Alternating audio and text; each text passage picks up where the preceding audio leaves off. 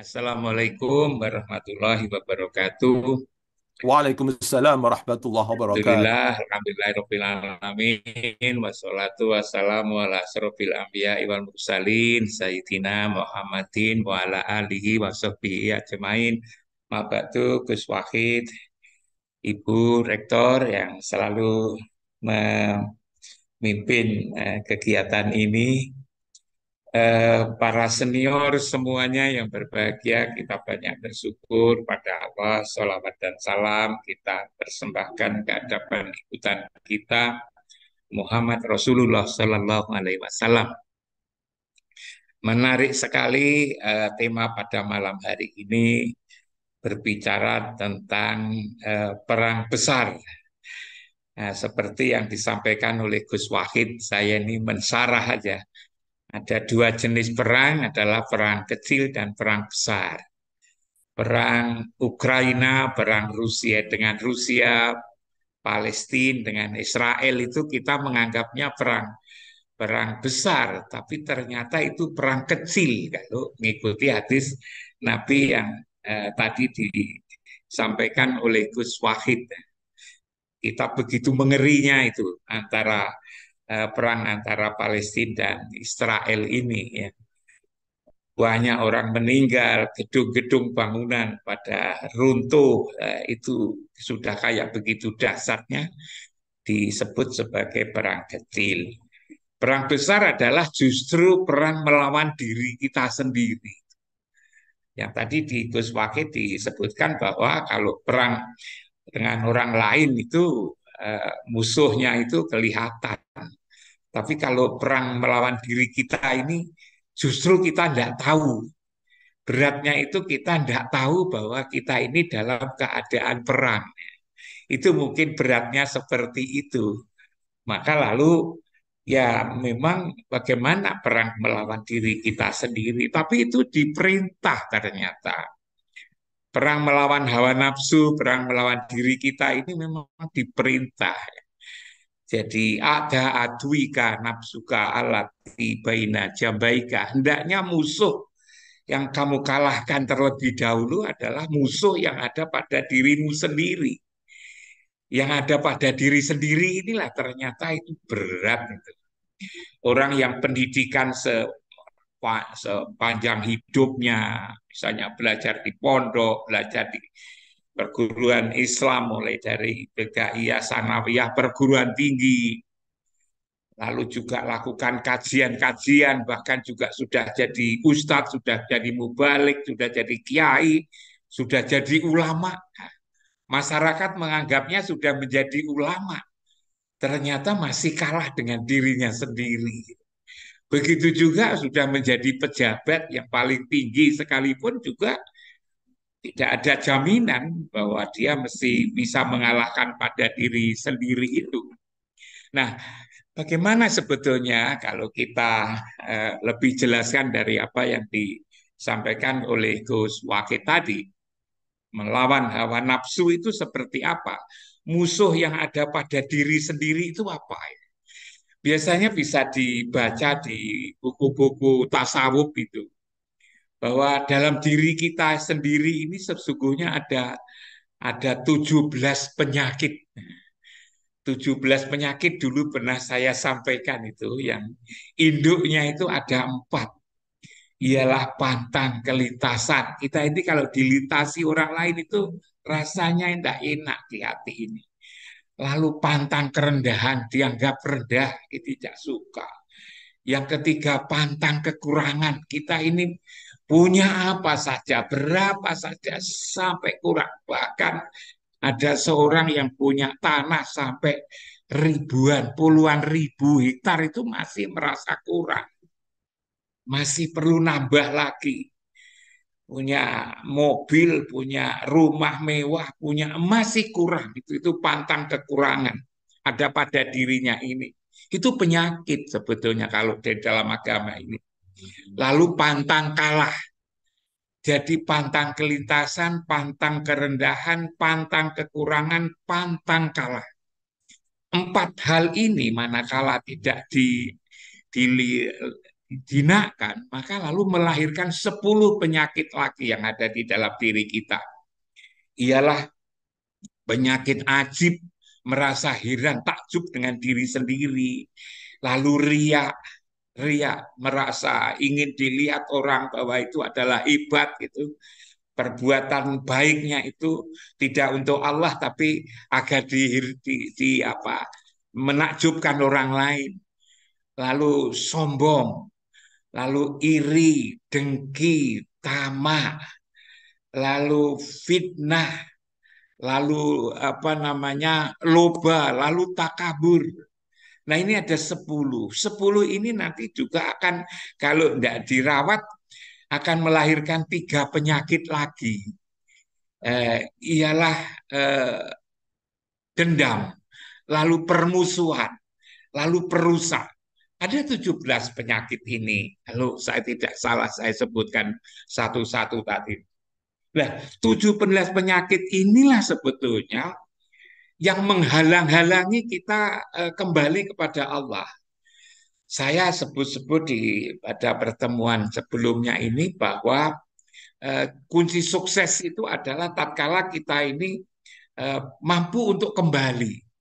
Innalillahi wa inna ilaihi rajiun. Kita ini terpari di dunia ini, yang ini sebentar.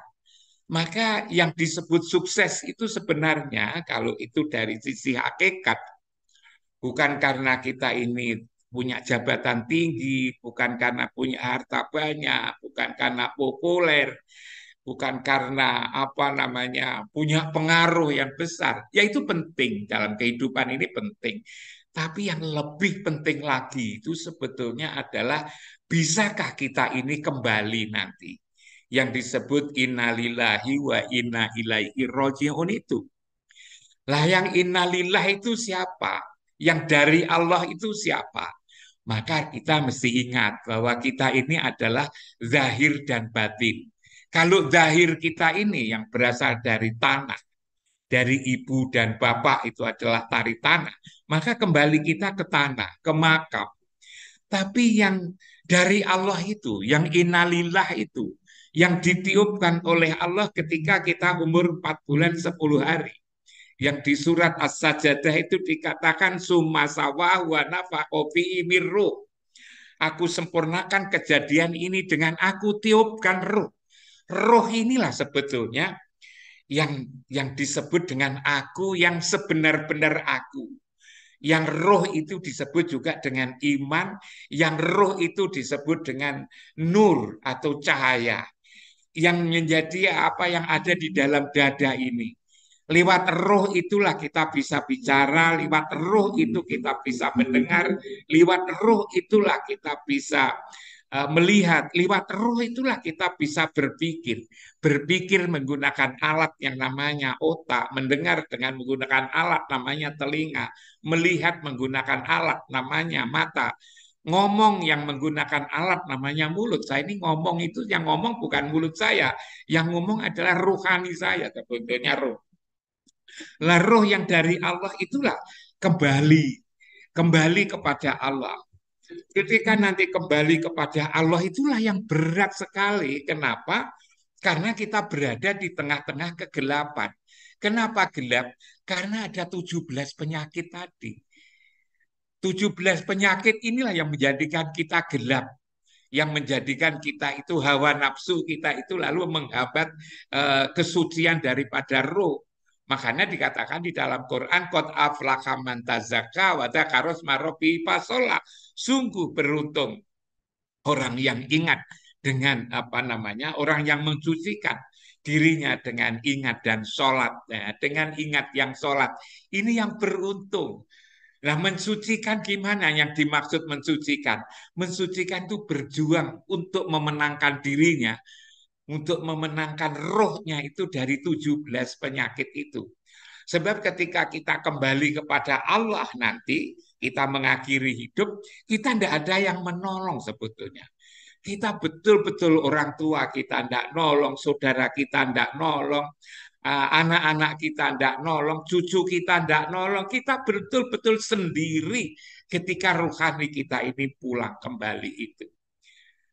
Yang lain-lain itu bisa apa namanya, kehidupan ini bisa tolong menolong, tetapi dalam rohani tidak ada yang nolong kecuali adalah Rasulullah yang disebut dengan kita minta apa, syafaat daripada Rasulullah itu.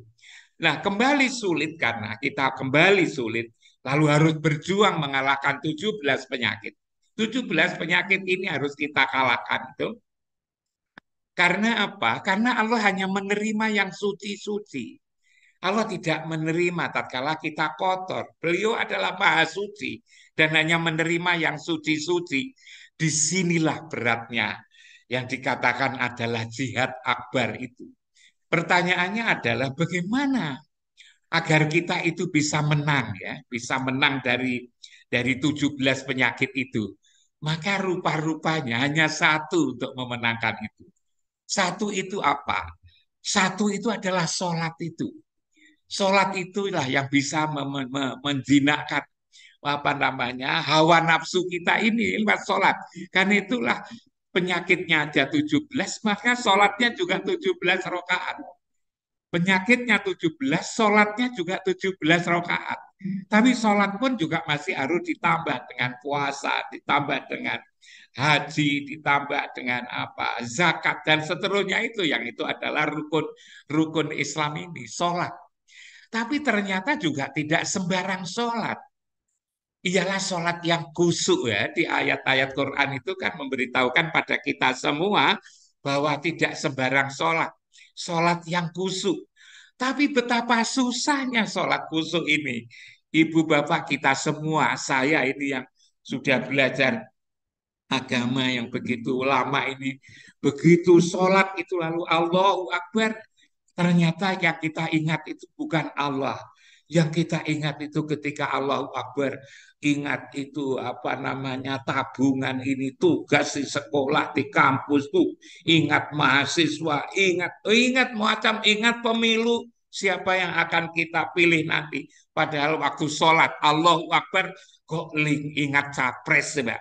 Ingat partai apa yang kita pilih, ingat siapa apa namanya caleg yang kita pilih padahal waktu sholat. Karena itulah maka di Quran juga disebut itu aro'aital ladzi apa itu namanya yanha abdan idza sholat.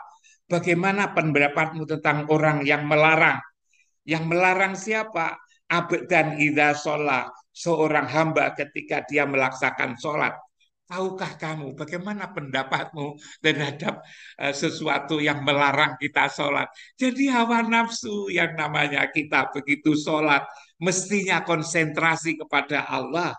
Tapi ternyata kita itu ingat macam-macam yang macam-macam itu mengganggu kita sholat. Maka pekerjaan sholat menjadi berat dan sholat yang bisa nyampe itu adalah sholat yang kita benar-benar ketemu Tuhan di dalam surat apa itu namanya Al-Baqarah ayat 46 atau berapa mengatakan itu alladzina yadunnuna annahum mulaku rabbihim yang berkali-kali saya sampaikan sholat khusyuk itu adalah sholat yang ketika kita sholat yakin ketemu Tuhan mulaku rabbihim ketemu Tuhan. Pertanyaannya adalah apakah ketika sholat ini benar-benar ketemu Tuhan? Nah, saya lalu menjabarkan kalau Gus Wakid mengatakan mensarah. Bertemu itu kan paling tidak bahwa kita bertemu itu paling tidak kalau kita bisa menjawab dua pertanyaan. Ialah yang pertama, kapan bertemu? Nah, kita bisa jawab kapan, waktu asar, waktu zuhur. Masih ada pertanyaan satu lagi, di mana bertemu? Ternyata kita juga harus menjawab tempat bertemu dengan Tuhan. Maka di surat Al-Baqarah 125 itu dikatakan watahidu mimakomi Ibrahim mushola. Ambillah sebagian makom Ibrahim sebagai tempat sholat. Maka sholat itu harus ada di makom Ibrahim. Pengertiannya adalah ketika kita sholat, maka ingatan kita ada di makom Ibrahim, di Baitullah. Kita menghadap tubuh kita menghadap ke makom Ibrahim, tapi ingatan kita tidak boleh urusan politik, urusan ekonomi, urusan yang lain. tapi pikiran kita harus merasa berada di makom Ibrahim untuk ketemu Allah dan Rasulnya. Nah, manakala kita selalu berada di tempat itu adalah tempat aman. Wa man dakhalahu kana aminan, di situ adalah aman, aman dari gangguan iblis dan setan. Maka kita sehari-hari 5 kali sehari semalam bisa merasa ketemu Allah. Lalu kemudian tatkala kita merasa ketemu di situ, penyakit hati kita dicabut. Wa naza'na ma fi sudurihim min ghillin tajri min tahtihimul anhar.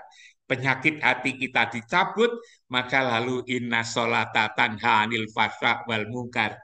Ternyata untuk memenangkan perang besar ini adalah lewat sholat ini. Dan kalau kita sendiri tentu saja tidak mampu, itulah bukti sebagai bukti bahwa perang besar itu berat. Perang besar itu adalah perang melawan hawa nafsu, itu sama dengan perang besar.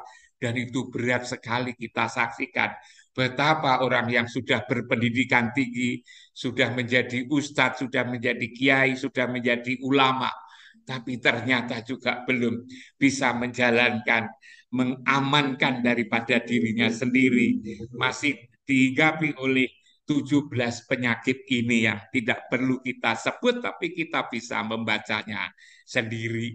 Itulah kalau saya Gus Wahid, yang saya sebut sebagai perang besar adalah perang melawan memenangkan dari 17 penyakit yang ada pada diri kita masing-masing, dan ini memang ada pada semua orang. Tidak terbatas pendidikan apa, posisinya apa, jabatannya apa, itu sama.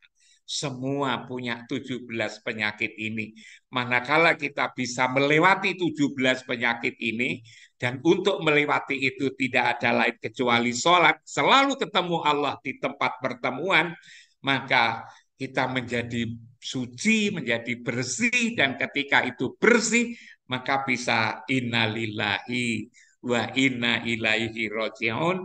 Tubuh kita ini akan kembali ke tanah yang disebut dengan makam atau kuburan. Ruhani kita akan kembali ke tempat semula, namanya kembali, yang namanya pulang, namanya roji'un, mesti ke tempat asal.